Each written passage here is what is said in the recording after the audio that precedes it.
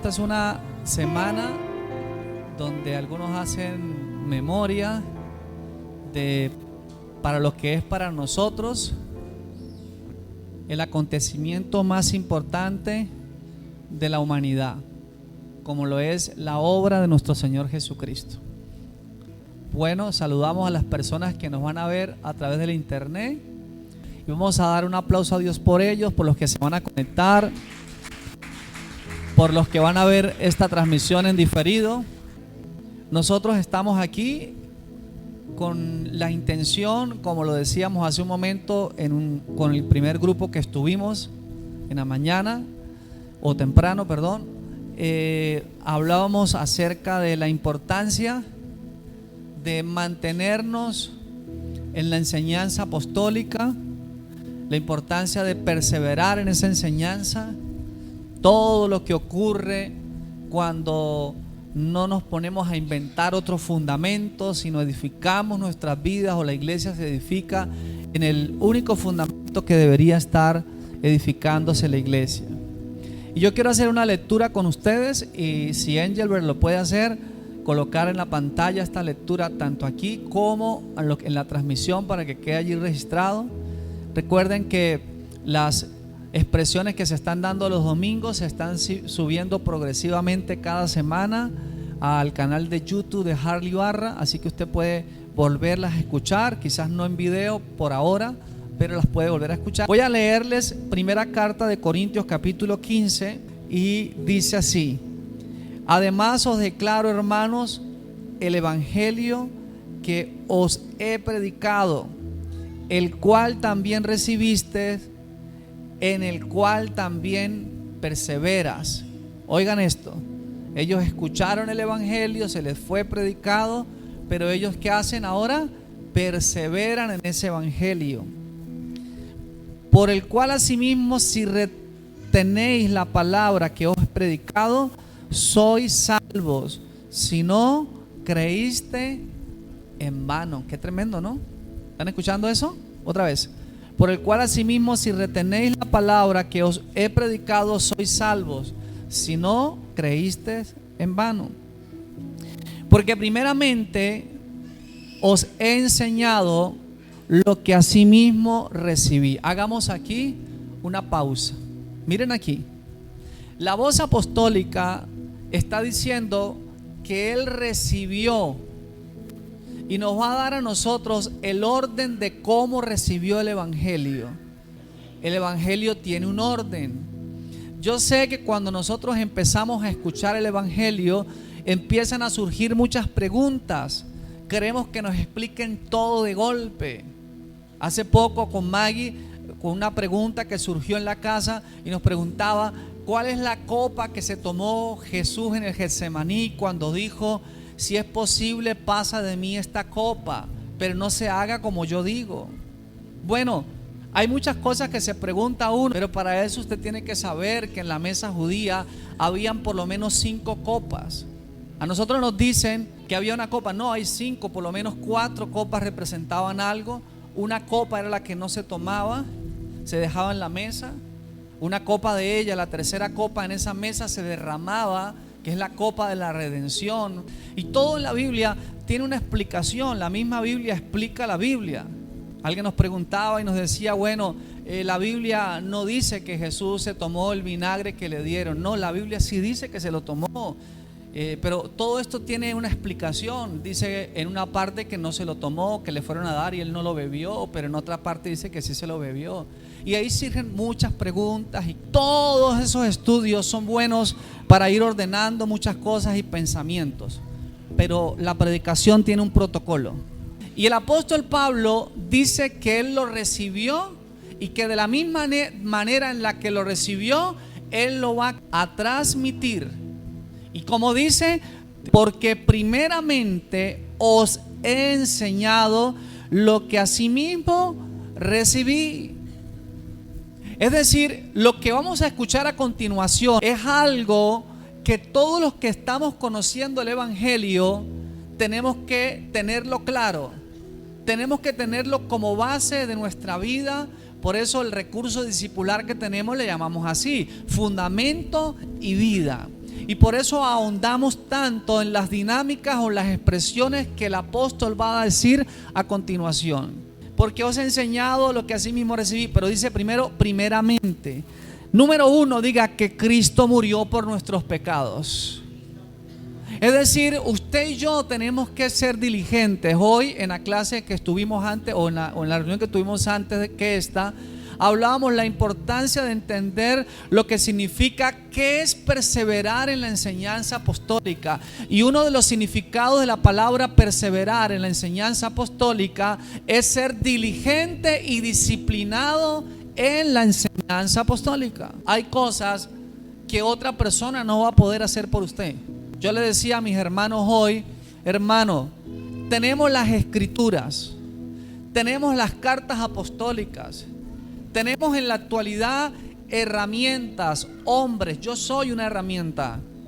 Tenemos los recursos, estamos creando los escenarios. Esto que está aquí, esta reunión, es un escenario que se crea. Todo está dispuesto y estamos procurando ser cada día lo más exacto y lo más fiel a la predicación y a la enseñanza del evangelio. Pero hay cosas que nosotros no podemos hacer por la iglesia, y es ser disciplinados y diligentes en la enseñanza. Mira a su hermano, dígale, usted y yo tenemos que ser operativos en eso, operativos. Hay una expresión apostólica que dice, mire cada uno cómo sobreedifica. Ya hay una edificación, ya hay un fundamento, pero hay una operatividad particular, personal de cada uno de nosotros.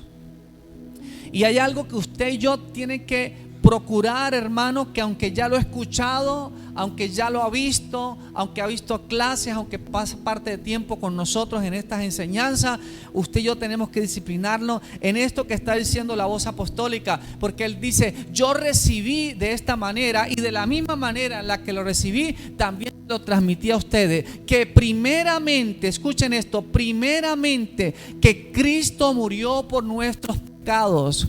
Nosotros tenemos que estar claros, entendidos de qué es eso de que Cristo murió por nuestros pecados. Hay muchas cosas que quisiéramos, Harley, que nos respondieran. Tengo estas preguntas, como lo dije hace un rato atrás.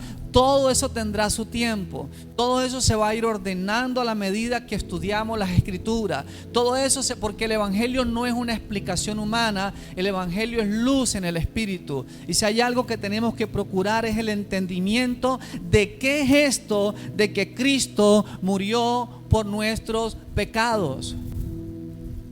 Nosotros decíamos mucho hace mucho tiempo atrás, Cristo murió por nosotros. Hoy en día usted va a escuchar frases de predicadores que dicen, Cristo, es más, en estos días nos mandaron de por sí un link donde alguien dice, Cristo no murió por nosotros, Cristo murió con nosotros. Hermano, ambas cosas. Cristo murió por nosotros. Usted no tiene que ir a pasar por aquello que Cristo ya pasó. Lo voy a repetir, usted no tiene que ir a hacer algo que Cristo ya hizo por nosotros. ¿Me estoy dando a entender? Entonces Cristo sí murió por nosotros. ¿Quién lo dice, Harley? Todo. Las cartas apostólicas, las profecías que se dieron en la antigüedad, la convicción y el testimonio que tenemos por el Espíritu. Obviamente Cristo murió por nosotros, pero Cristo también murió, diga, con nosotros. Levanta tus manos y diga, Cristo murió por mí. Y Cristo murió con nosotros. Ambas cosas. Y esto es importante. ¿Qué es eso de que murió? Y murió específicamente por nuestros pecados. Por eso dije, ¿quién dijo eso? Las cartas apostólicas. Pero no solamente las cartas apostólicas, las escrituras. Entendiendo las escrituras de Génesis hasta Malaquías, el Antiguo Testamento, el Antiguo Pacto. Por eso dice allí, ¿tenemos todavía el texto? Sí, ahí lo tenemos. Que Cristo murió por nuestros pecados conforme a las escrituras. Número 2, ¿qué más dice? Y que fue sepultado y que resucitó al tercer día conforme a las ¿qué? A las escrituras. Entonces hay tres cosas que yo debo tener claras: la muerte del Señor, la sepultura del Señor y la resurrección del Señor. Hay tres cosas que tienen que estar claras en la vida de un creyente: la muerte del Señor. ¿La qué? El viernes hablábamos nosotros lo impactante que es, porque yo luego, escuchando otra vez la transmisión, di mal el dato, porque me faltó la palabra 1000. Yo dije que está registrado que un ángel, según el libro de Reyes, un ángel podía matar a 185 soldados, y no son 185, a 185,000 soldados. ¿A cuántos podía matar un ángel? No lo digo yo, lo dice el libro de Reyes. Y cuando vienen a arrestar a Jesús, Pedro sale a quitarle la oreja al soldado, creo que se llamaba Malco. Y cuando le está quitando, Jesús le dice: ey, quieto, oiga, usted no sabe que yo puedo orar a mi Padre y Él puede mandar más, oiga, más, no 12 legiones, sino más de 12 legiones de ángeles. Una legión está compuesta por 6,000, así que 12 son más de 72,000 ángeles que están así preparados, más nada para que yo diga: mátenme a esta gente. Y uno solo puede acabar con 185,000 personas. ¿Qué pueden hacer más de 72,000 ángeles? ¿Saben qué hubiera pasado? Se acaba ese día todo. ¿Y cómo están todos los 72,000? Así, esperando más nada que nuestro Señor ¿de qué? Hermano, cuando yo volví a leer esto, cuando yo me reuní esta semana con mis hijos para explicarles esto, mis hijos quedaron así. Más de 72,000 ángeles estaban ya listos, más nada para que Jesús dijera: acaben con esta gente. Y que mi Señor no lo haga, que Dios diga: no voy a abrir mi boca, no voy a decir nada, porque si yo hablo es el fin de la humanidad. ¿Qué les parece? Él podía hacerlo, pero no lo va a hacer, porque Él quiere llevar a cabo un plan a lo que vino. Él quiere culminar algo para darnos acceso a nosotros, para hacerlo a usted y a mí, y posicionarnos en un lugar en el que yo, de un tiempo para acá, de unos años para acá, hasta ahora lo estoy disfrutando. Mire, cuando Cristo resucitó, óigame, eso está, usted lo busca en Juan capítulo 20, sobre todo desde el 15, 16, 17 en adelante. Dice que se le apareció a unas mujeres y Jesús le dice estas palabras: vaya, dígale a ellos, no me pueden tocar todavía porque no he subido al Padre. ¿Y sabe qué? Jesús siempre había dicho mi Padre, pero en ese día que resucitó, diga, el día de la resurrección, el día que muchos están celebrando hoy, el día de la resurrección, ya no dijo mi Padre, dijo: ahora es mi Padre y vuestro Padre. ¿Sabe por qué Jesús siempre había dicho mi Padre? Porque Él era el unigénito de Dios, pero cuando resucitó se convirtió en el primogénito, para hacerlo a usted y a mí hermano de Jesús en una misma familia. Y ya no dijo mi Padre, dijo mi Padre. Léalo, Juan 20, 17. ¿Lo tenemos ahí? Diga: mi Padre, vuestro Padre. Bueno, vamos a leerlo. ¿Qué más? Jesús le dijo: no me toques, porque aún no he subido. ¿A quién? Mas ve a mis hermanos y diles. ¿Qué le va a decir a mis hermanos? Subo a mi Padre y a... Jesús resucitó y dijo: señores, ya son mis hermanos. Eran mis discípulos, eran mis amigos, pero ahora somos parte de la misma familia. Tenemos un mismo papá. Mira a su hermano y dile: yo no sé quién es tu padre biológico, yo no sé quién es tu madre biológica, si está viva, si está muerta, si se va a morir, si eres huérfano.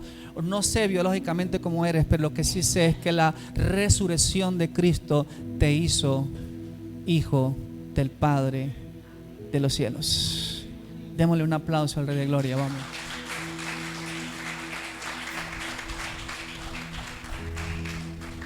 Pero el Señor dice: señores, ay, Pedrito, si tú supieras, yo puedo mandar. Mateo 26:53. Puedo orar a mi Padre y ya hay, en este momento que estoy aquí, tengo más de 72,000 ángeles a mi disposición. Porque Cristo tiene que llevar a cabo un plan, y es no solo introducirnos al propósito de Dios, es hacernos parte de la familia de Dios. Dice la Biblia que en Marcos 15:25, que en la hora tercera, a las 9 de la mañana, crucificaron al Señor. Mateo 27:45 dice: desde la hora sexta hubo tinieblas sobre toda la tierra hasta la hora novena, y cerca de la hora novena clamó a gran voz diciendo: Elí, Elí, lama sabactani. Esto es: Dios mío, ¿por qué me has desamparado? No lo lea, pero búsquelo en su casa, porque vamos a dar varios textos. Pero Habacuc 1:13 nos explica por qué el Padre no podía ver a Jesús en la cruz. Y lo voy a leer. Dice: muy limpio eres de ojos para ver el mal. ¿Qué dice el profeta? Que los ojos de Dios son muy limpios para ver el mal. Romanos 8:32 dice: el que no perdonó ni a su propio hijo, antes bien le entregó por todos nosotros, ¿cómo no nos dará con él graciosamente todas las cosas? Cristo está en la cruz. ¿Qué dijo Pablo? Primeramente, Cristo murió por nuestros pecados. ¿Saben qué dice la voz apostólica? Que el que no conoció pecado, ¿qué hizo? Segunda de Corintios 5:21 dice: al que no, ese sí coloquémoslo en Yelver, al que no conoció, segunda de Corintios 5:21, al que no conoció pecado, por nosotros lo hizo pecado, para que fuésemos hechos justicia de Dios en él. ¿Sabes de qué se vistió Cristo en la cruz? Se vistió de Arturo Ibarra, se vistió de Harley Ibarra, se vistió de Aleider Guerrero. ¿Sí me explico? Se vistió de Luis Casalla. Es decir, en el cuerpo de Cristo, mírenme aquí, Él se vistió de toda nuestra inmundicia. Y Habacuc dice: los ojos de Dios no pueden ver tanta suciedad. Y el Padre, como juez de la tierra, dio la espalda, no lo vio más. Y Él dijo: Elí, Elí, lama sabactani, Dios mío, ¿por qué me has abandonado? Pero míreme aquí, yo hago una pregunta: ¿cómo Cristo se hizo pecado? Porque la Biblia que yo tengo dice: al que no conoció pecado. Pregunto: ¿Cristo pecó? 1. 2. ¿Cristo practicó el pecado? Otra vez, ¿cómo lo practicó o no? Entonces, si Cristo no practicó el pecado, si Cristo no cometió ningún tipo de pecado, ¿cómo se hizo pecado? ¿O cómo lo hicieron pecado? Recibiendo nuestra inmundicia. Así se hizo como pecado. Él no pecó, Él no practicó el pecado, Él recibió nuestra inmundicia y nuestros pecados. ¿Qué les parece? Ahora dice Corintios: para que fuésemos hechos justicia de Dios en Cristo. Y míreme aquí, le hago la pregunta: ¿cómo usted y yo nos hacemos justos? Lo voy a repetir. Cristo no practicó pecado. Cristo no cometió pecado. Oigan. Y así se hizo pecado, ¿sí? No, porque no cometió pecado. Él recibió nuestro pecado. Él recibió nuestra inmundicia. Oiga, ¿qué esto tiene? Porque Pablo está diciendo, señores, el día que yo les hablé, de la misma manera que lo recibí, se los mostré. Y primeramente lo que el creyente debe saber es la muerte de nuestro Señor. Cristo murió por nuestros pecados. Se hizo pecado para que nosotros fuésemos hechos ¿qué? Justicia de Dios en Él. Entonces, ¿cómo nosotros nos hacemos justicia de Dios en Él? ¿O cómo Dios nos hizo justicia de Dios en Él? ¿Obedeciendo? ¿Practicando justicia? No, de la misma manera que Cristo tampoco se hizo pecado pecando, nosotros tampoco nos hacemos justos haciendo actos de justicia. Cristo se hizo pecado recibiendo nuestra inmundicia, nosotros nos hacemos justos recibiendo su justicia. Romanos 5:17. Porque los que reciben la abundante gracia de Dios y el don, no algo por lo que se trabaja, no algo que se hace, algo que se recibe. Los que reciben la abundante gracia de Dios, mucho más reinarán en vida los que reciben la abundancia. ¿Cómo se recibe la gracia? Otra vez, la gracia de Dios se recibe en abundancia. Los que reciben la abundancia de la gracia de Dios. ¿Y qué más se recibe? ¿Qué más se recibe? El don de la ¿qué? De la justicia. Diga, la justicia se recibe. ¿Qué se hace con la justicia? Mira a su hermano, dile, tienes que aprender a recibir la justicia. No es el tema hoy, pero le aseguro que lo vamos a hablar más adelante. Que lo único que anula a Cristo en tu vida es no recibir la justicia, por creer que es por tus obras, por tu obediencia y por tus prácticas. Creer que es por tus propias fuerzas. Harley, ¿eso es licencia para pecar? Para nada. Esa es la forma en la que Dios inhabilita el pecado dentro del ser humano. Por eso usted va a ver una persona que el pecado la gobernaba y ese gobierno de pecado la llevaba a hacer acciones incorrectas. Pero cuando te gobierna la justicia de Dios y la gracia de Dios, el pecado queda inhabilitado. Dice, el pecado no te gobernará más porque ya no estás bajo tu meritocracia, sino bajo la gracia de Dios. Entonces, Cristo se hizo pecado recibiendo mi inmundicia, recibiendo mi obediencia como si fuera Él desobedecido, recibiendo mis pecados. Él no pecó, pero como si Él hubiera pecado, recibiendo mis culpas como si Él fuera culpable, para que hoy nosotros, oiga esto, recibiésemos su obediencia como nuestra obediencia, su santidad como nuestra santidad, su justicia como nuestra justicia, su herencia como nuestra herencia, su vida como nuestras vidas. Levanta tus manos y diga, en la cruz fue el lugar. Cristo se vistió de usted y de mí, y a nosotros nos vistieron del Hijo de Dios. Démosle un aplauso por favor a nuestro Señor.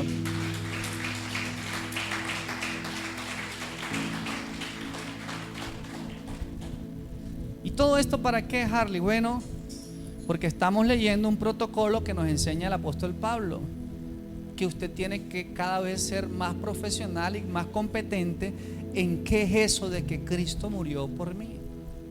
¿A cuántos hoy le parece esto, que ya usted lo ha escuchado muchas veces, una palabra fresca para su vida?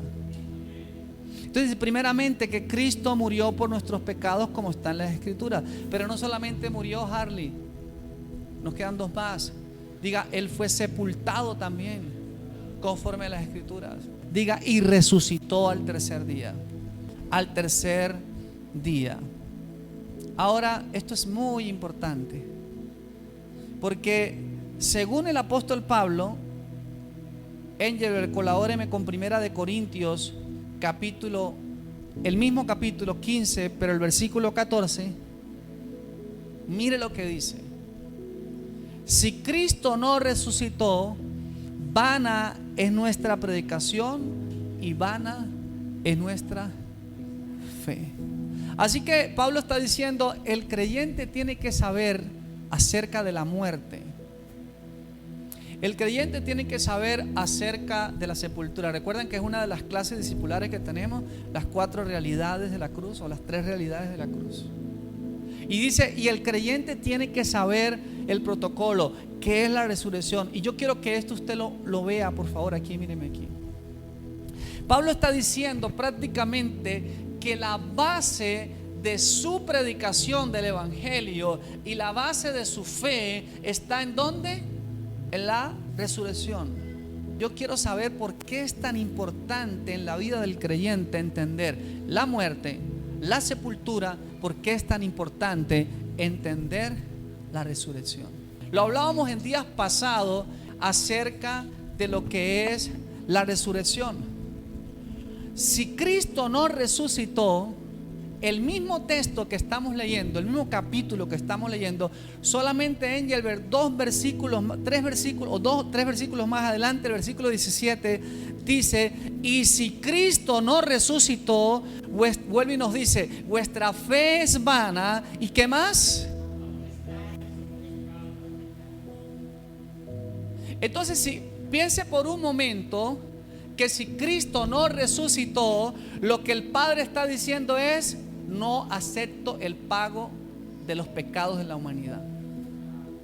¿Lo puede ver con mayor claridad hoy? ¿Qué está diciéndonos a nosotros? Y si Cristo no resucitó, vuestra fe es vana. Pero enfoquémonos aquí. ¿Y aún estáis qué? ¿Qué nos está diciendo?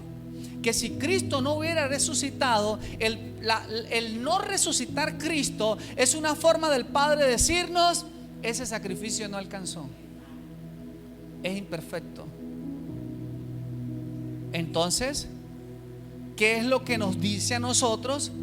Que el Padre sí nos justificó y sí aceptó el sacrificio como una ofrenda. ¿La qué? Ya lo estamos entendiendo. ¿Qué le parece? Pararme yo hoy frente al Padre como si no le debiera absolutamente nada.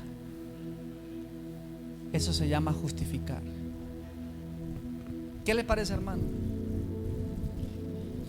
Maggie nos leía algo y yo lo voy a ampliar hoy. Y dice Romanos 4:25, el cual fue entregado por nuestras transgresiones. ¿Por qué fue entregado el Señor? Oiga, si se da cuenta que a Él no lo arrestaron, Él se entregó, porque Él tenía más de 72,000 ángeles dispuestos para acabar con todo. Así que levante su mano y diga, fue una entrega, porque Él tiene todo el poder para acabar con esa gente. Fue que Él se entregó por amor a ti y a mí, por ser fiel a la palabra, a las escrituras, al propósito y al amor que nos tiene a cada uno de nosotros. Y dice que fue entregado, por favor, porque lo tengo aquí y no lo tengo allá. Si usted está leyendo esto, haga una rayita en la palabra por. ¿Dónde va a ser la rayita? Y en la palabra, ¿dónde está la palabra? La otra, aquí, para. Diga por y para. Esta palabra es la misma palabra en el griego, pero en la Reina Valera no la colocaron como la misma palabra. Así que cuando usted lo lee, como está literalmente expuesto en la Reina Valera, suena así: el cual fue entregado por nuestras transgresiones y resucitado para nuestra justificación. Es decir, un día Dios nos va a justificar porque Cristo resucitó. Pero resulta que la palabra por y para viene de la palabra día, que significa a causa de. Él fue entregado por nuestras transgresiones y resucitado a causa de nuestra justificación. Cristo muere, paga el precio y el Padre dice: lo recibo y lo acepto. ¿Qué le parece? Si usted va ahorita a una tienda a comprar un computador, ¿qué garantía tiene usted de que usted lo compró? Aquí está donde lo compré, la fecha, el costo, y está ¿qué? A mi nombre. La resurrección es el recibo del Padre diciendo: tengan, han sido justificados. No sé cuántos me escucharon hoy. Si Cristo no lo ha resucitado, el Padre dijo: no les doy el recibo, la compra fue imperfecta. Pero lo voy a resucitar para que a ustedes les quede más que seguro que han sido ya, no que van a ser, ya fueron justificados. ¿Qué significa esto? La palabra, mire, esta palabra, diga justificación. Ya, otra vez, 1, 2 y 3. ¿Sabe qué significa esta palabra? Declarado justo por Dios. Otra vez, ¿qué significa justificación? Oiga, yo declaro. No, no es una declaración suya. Dios declaró. Hay una diferencia cuando usted confiesa y dice algo a cuando lo dice Dios. ¿Cuántos quieren saber la diferencia en cuando alguien dice algo a cuando lo dice Dios? ¿Cuántos quieren saber la diferencia? ¿Ah? Que cuando Dios dice algo como esto, lo declaro justo, es un decreto. ¿Y qué es un decreto? Diga, una orden judicial. Lo que Dios está diciendo: oiga, te saco de una posición de injusto, de culpable, de condenación, y te traslado y te coloco en una posición de justicia delante de mis ojos. ¿Qué les parece? ¿Sabe qué significa la palabra justos? Santo, perfecto, libre de culpa y libre de castigo. Yo cada día más entiendo lo que le dije a los hermanos hoy antes de esta reunión. Jesús dijo que iba a venir una hora, y que la hora ya es, porque ya Él estaba, donde los verdaderos adoradores adorarán al ¿qué? La palabra ahí, podrán tener comunión con el Padre, pero dice que ya no va a ser en un templo físico, tampoco en un altar, en un monte, sino que el lugar donde nos vamos a reunir y a tener comunión, porque Dios es espíritu, es en el espíritu. Así que en el espíritu Dios no está viendo tus imperfecciones, Dios te está viendo perfecto. En el módulo que estamos hablando de la iglesia, le mostraba a los hermanos hoy, a través de la voz apostólica y de algunas escrituras, cómo la iglesia es una entidad espiritual. ¿Cuántos han ido a una reunión y han escuchado la frase: no hay iglesia perfecta? ¿Cuántos han escuchado eso? Bueno, hermano, le tengo una mala noticia: la iglesia sí es perfecta. Y si usted va a una iglesia perfecta, no vaya porque la daña. ¿Sí le han dicho así alguna vez? Levante su mano y diga: la iglesia es perfecta, porque Dios nos puso en un estado delante de sus ojos de ¿cómo? De perfección. Lo que es imperfecto es la congregación, es la parte visible. Las congregaciones, las comunidades, las instituciones, las organizaciones son perfectibles, no son perfectas, pero la iglesia, que es espiritual, es perfecta, porque Cristo nos puso en una posición de perfección delante de los ojos del Padre. Entonces nosotros vemos la iglesia perfecta y expresamos lo que vemos espiritualmente. ¿Por qué nosotros nos descomponemos en la tierra? ¿Por qué tenemos malas acciones aún siendo hijos de Dios? Porque dejamos de ser conscientes de lo que somos en el espíritu. Lo hemos explicado en otras ocasiones. Santiago dijo: sean oidores de la palabra, pero no solo oidores, sino hacedores de la palabra. Y si usted le pregunta a una persona qué es un hacedor de la palabra, él le va a decir que escuché y voy a ir a hacer lo que escuché, pero eso no es lo que dice Santiago. Santiago dice: ¿quién de nosotros se mira en un espejo su rostro natural? Míreme aquí. Y mira su rostro natural, se mira en el espejo y luego se olvida. Y después dice: ustedes no sean oidores olvidadizos. Para el apóstol Santiago, una persona hacedor de la palabra es una persona que mantiene en su conciencia y en su mente lo perfecto que es en el espíritu por la obra de Cristo. No es un desgaste de obras que tengo que hacer para expresar a Cristo. No, usted fue llamado a expresar a Cristo, pero su función no es expresarlo. Su función es mantenerse en Cristo, en su posición, y por consecuencia lo va a expresar. Por eso hoy la gente anda desgastada procurando expresar. Exprese a Cristo, exprese una medida de Cristo, expréselo. Ay, no estoy expresando a Cristo, hoy no lo expresé. Expresar, no. Fuimos llamados a expresarlo, pero nuestra gestión no es expresarlo, nuestra gestión es mantenernos en Él, y por consecuencia, por eso Jesús dijo: permanezcan en mi palabra, en mí y en mi amor, y llevarán mucho fruto. El fruto viene por consecuencia de alguien que permanece en mí. Tu trabajo no es desgastarte tratando de ser perfecto como Cristo. Tu trabajo es permanecer en Él, y la expresión de Cristo vendrá como un fruto en nuestras vidas. Porque si no, dejamos de estar en la ley, pero entonces ahora en nuestra propia fuerza queremos ser perfectos. Ya lo somos. Yo le decía a los hermanos hoy: ¿qué le parece que el fruto del Espíritu ya está en usted?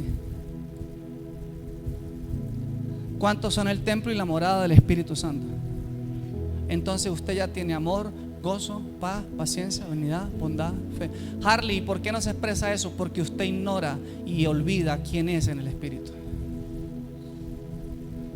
Por eso dice: aquellos que se estaban desordenando, no ignoren que son el templo y la morada del Espíritu. Cuando tú ignoras quién eres en el Espíritu, expresas otra imagen. Pero cuando tú no ignoras cómo eres en el Espíritu, expresas al Señor.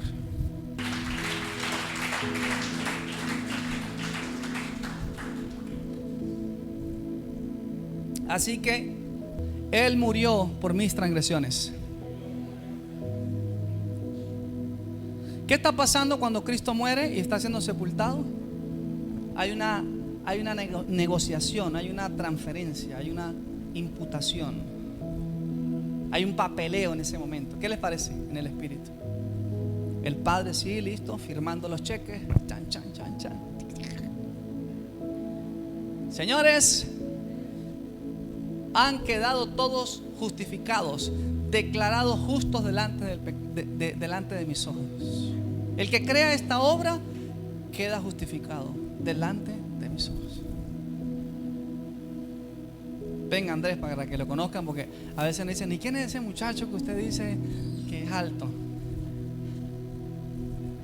Otro caballero que me ayude, por favor. Más chiquito. Uno chiquito. ¿Quién se anima? Ahora nadie quiere pasar, hermano. Bueno, ¿cuál Eider? ¿Qué podemos hacer? Bueno, ¿viene Ismael o Aleider? Cualquiera de los dos. Listo.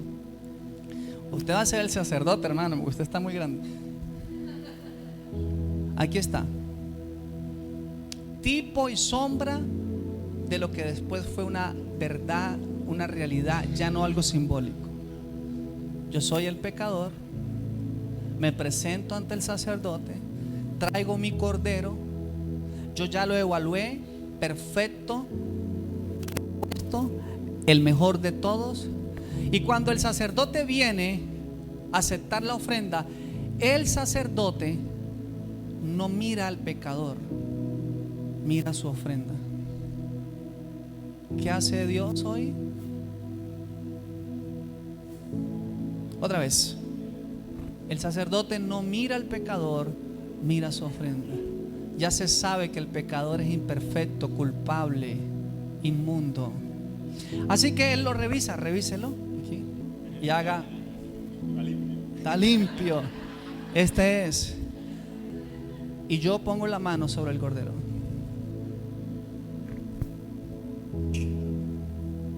El cordero sacrificado.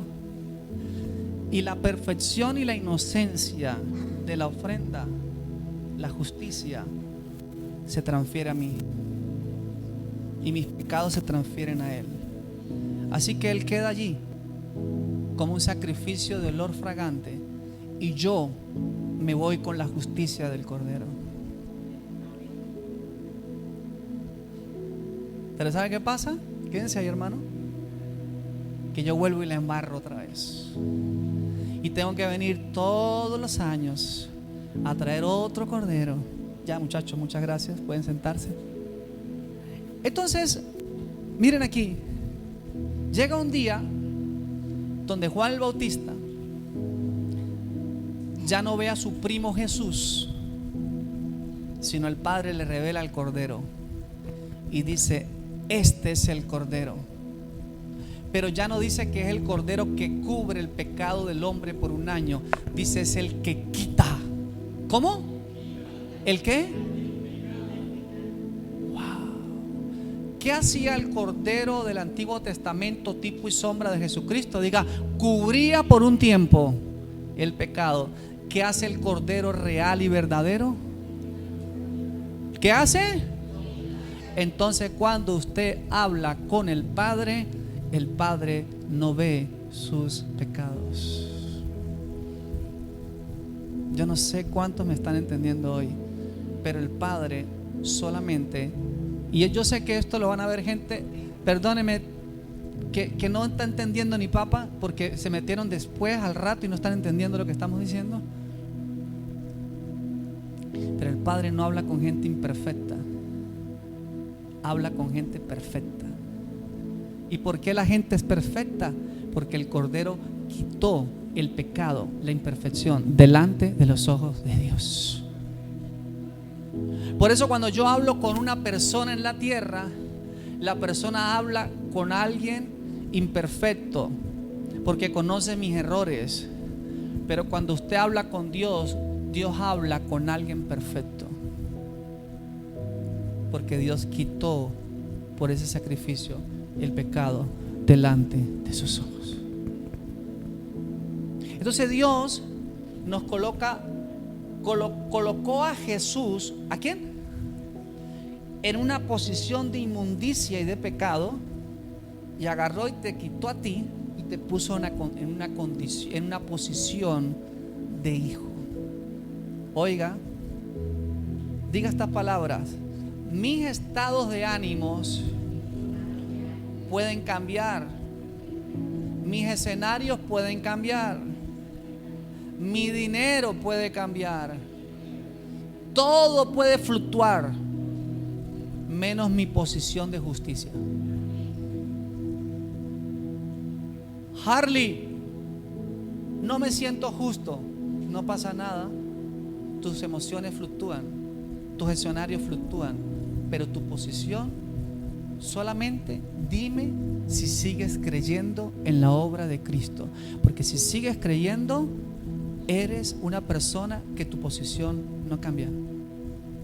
Mira a su hermano que está a su lado y dígale: no juzgues tu posición de justicia por tu estado de ánimo, por tu economía, por tu cuerpo, por los escenarios que vives, porque bastante que le costó a Cristo colocarte en esa posición. ¿Qué les parece? Les voy a leer algo. Romanos 5:1, Engelbert, dice: justificados pues, ¿cómo? ¿Por qué? ¿Por mis obras? ¿Por mi obediencia? ¿O por la fe en esa muerte y en esa resurrección? Por la fe. Tenemos paz para ¿con quién? Por medio de nuestro Señor Jesucristo. Pero la palabra que es la palabra justificados, está en tiempo pasado. Está diciendo que a usted en el pasado ya lo justificaron por la fe. Es decir, usted delante de los ojos de Dios siempre fue considerado justo por la obra de Cristo. Fui justificado. El mismo libro, Romanos 3:24, no dice que fuimos justificados. Dice, siendo justificados gratuitamente por su gracia, mediante la redención que es en Cristo Jesús. La palabra siendo justificado significa, oiga esto, que la justificación que se produjo a través de la obra de Cristo sigue permanente en un presente continuo todos los días para nosotros. O sea, lo que está diciendo es que te justificó, pero que esa justificación sigue permanente continuamente. ¿Y sabe qué significa sigue permanente continuamente? Que tú sigues en una posición de justicia delante de los ojos de Dios, nada más y nada menos que eso. Que tus estados de ánimos cambian, que los escenarios cambian, pero tu posición en Cristo sigue permanente. Para los que creen, esa posición sigue permanente. ¿Y sabe por qué Dios extendió su justicia desde la muerte y resurrección de nuestro Señor Jesucristo hasta nuestros días y hasta el final de nuestros días? ¿Sabe por qué el Señor la extendió? Porque Él sabía que nosotros íbamos a seguir fallando. Levante su mano y diga: su sangre me redimió, me justificó y me alcanzó y me sigue alcanzando todos los días de mi vida. Denle un aplauso al Señor. Vamos.